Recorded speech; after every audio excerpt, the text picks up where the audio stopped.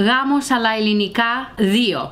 Πήγαμε, είδαμε το movie, είναι πάρα πολύ ωραίο, αξίζει τον κόπο να πάτε να το δείτε. Είναι όλοι οι ηθοποιοί που κάνανε το πρώτο movie το 2002,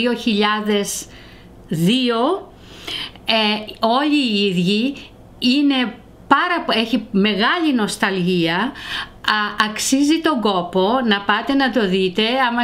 Και κάποιος, είναι ένας μεγάλος γάμος πάλι που γίνεται, κάποιος παντρεύεται, αλλά δεν είναι η μικρή η κόρη της Τούλας. Όπως είπαμε, κάποιοι παντρεύονται. Δεν θα σας το πω γιατί θα χαλάσουμε το surprise. Κάποιοι παντρεύονται. Είναι πάρα πολύ ωραίο, πάρα πολύ αστείο, πάρα πολύ συμβολικό και αξίζει τον κόπο να πάτε να το δείτε. Με αυτά αξίζει τον κόπο να πάτε να το δείτε. Είναι πάρα πολύ ωραία η ιστορία. Θα γελάσετε, θα ξεχάσετε τα προβλήματά σας.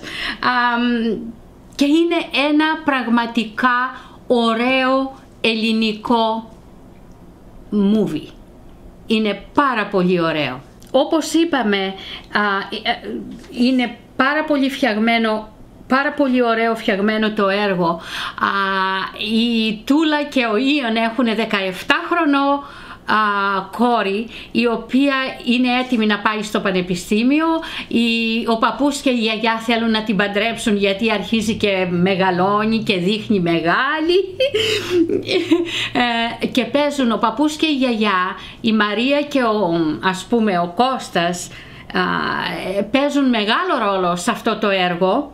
Και όπως η θεία η Βούλα είναι άψογη, και όπως είπαμε, εντωμεταξύ η μικρή, η κόρη, θέλει να πάει στο πανεπιστήμιο μακριά, αλλά οι γονείς, ο παππούς, η γιαγιά, όλοι οι συγγενείς θέλουν να την κρατήσουν κοντά τους, αλλά δεν είναι αυτή που παντρεύεται, είναι κάποιοι άλλοι. Γι' αυτό σας λέω, αξίζει τον κόπο να πάτε να το δείτε.